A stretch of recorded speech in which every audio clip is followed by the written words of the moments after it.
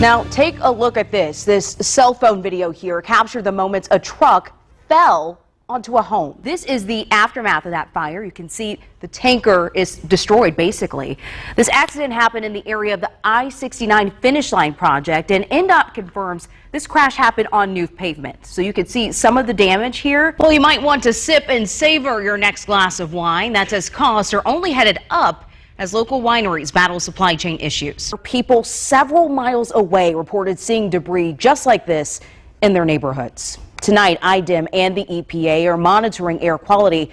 This is what the smoke looked like yesterday, and officials say it's still lingering. Wider sidewalks and stormwater and sewer improvements. These are just some of the changes that leaders broke ground on early this morning. Every day, his family relives that pain, wondering who did this and why. And by speaking with us today, they hope that someone comes forward so they can finally get some peace. All right, well, you may want to keep an eye on the sky this weekend. That's if the rain clears. You just might capture a super flower blood moon. And I'm Alia Blackburn. If you've been outside at all today, woo child, you know how hot it is. We're talking about how some of these airlines are offering, what, upwards of $10,000 for people to change their flight? Yes, to give up that seat. What would you do, though? Well, Carmel Fest is back in full force this year. CBS 4 photojournalist Jacob Karb has a look at the day's events and why it's one of Central Indiana's favorite holiday traditions. Just a few hours into the morning, we've seen quite a bit of traffic already taking advantage of this newly reopened ramp. And there are 3 other shootings that are still being investigated. You can see some of these scenes here on this map. In New Mexico, the largest blaze burning in the U.S. has now consumed more than 405 square miles of land, an area that's bigger than the city of Dallas, Texas, actually. And a really cool story here tonight. Indianapolis leaders broke ground on the city's first container boutique hotel. Guys, I am cooking out here. I have my little makeshift fan, the manila folder, classic, right? You gotta do it. The finer things. Right now. I was like, I hope we don't talk about this song because I don't know it. We're friends, right? You know, well, you know, Daniel, there was this one time that I asked for cupcakes, and I think it was your birthday. They were gone by the time I came back, man. You didn't save her a cupcake? I remember that. This is your news now. Well, our top story now at 6, the proposed near total ban on abortion is now one step closer to becoming law. Now, the bill would ban abortion at all stages during pregnancy, except in cases of rape or incest or when the mother's health is at substantial risk. It passed the Indiana Senate during a rare Saturday session, sending it now to the House for consideration. We have team coverage of the bill passing and reaction to the news. So let's start with CBS 4 State House reporter Kristen Eskow, who was inside the Senate chamber. Kristen, we know that this vote was very close in the Senate to pass the bill. Kristen, thank you so much for your coverage over these last several days. Meanwhile, reactions are still coming into our newsroom from several local officials after the Senate passed this legislation. That includes a statement from the bill's author, Republican State Senator Sue Glick. She called the measure, quote, a huge step forward in protecting the life of the unborn children in our state. Senate Minority Leader, Democrat State Senator Greg Taylor, sent a statement to us as well.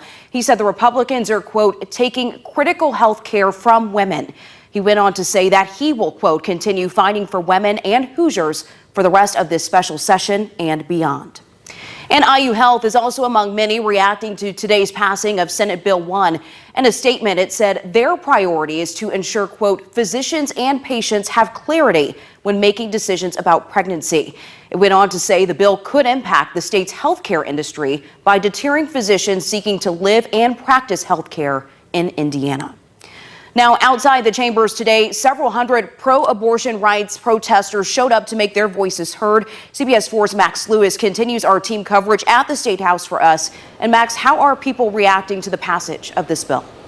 Max, thank you. We also know that tensions were very high today, as we heard, and we saw some pretty heated interactions between lawmakers and protesters, including someone being chased into an elevator. What can you tell us about that? Max, thank you so much for your coverage today. Another major piece of legislation passed the state Senate today as well. That is Senate Bill 3, and it's the Senate's version of an inflation relief proposal. Now, this version proposes a 6-month moratorium on the state's utility taxes and would cap the state's gas tax as well. The bill is different from the one proposed by the House, which mirrors the governor's proposed inflation relief plan.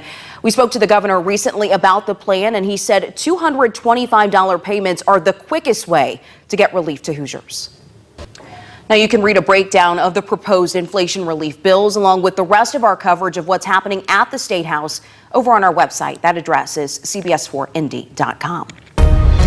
And local financial groups are giving back to the community. They hosted a food drive on Monument Circle today, supporting Gleaners Food Bank. Good News Ministries partnered up to collect non-perishable food items that'll go out to help families in need. And anyone who wants to donate can still do that right now. So just visit Good News Ministries online. Of course, we have that link for you over at cbs4indy.com. And in your Colts Blue Zone, fans are out in full force today for the team's one and only night practice session, and that's at Grand Park in Westfield. Our Alexa Ross is out at the field right now. And Alexa, how's it going out there? Alexa, thank you so much. A lot going on today. And of course, it is day 2 of the Indiana State Fair. And it brought people of all ages from around the state and even beyond. Every day, there are 100 free things that families can enjoy, from educational activities to dozens of vendors that you can check out. And of course, the Midway rides and fun, interesting foods that you can try. Well, I mostly watch people ride because I'm not getting on none of those rides. So I watch them ride and I eat. Got to support my belly. Got to support that belly. I totally understand that. The fair goes on from now until August 21st. Keep in mind, it is closed on Mondays and Tuesdays. You can see how you can get tickets, the schedule for events, and the free stage concerts. That's all on our website, cbs4indy.com. You see it on your screen. Just click What to Know at the State Fair. And the winning ticket for the second largest jackpot in Mega Millions history belongs to, well, not us, but it's someone in Illinois. Lottery officials say the winning ticket was sold last night at a Speedway gas station in a Chicago suburb. The winner of the $1.3 billion jackpot can either take it as a lump sum for $780 million or get it in weekly allotments for the next 29 years. And next at 6, testing positive, why President Biden is entering isolation again.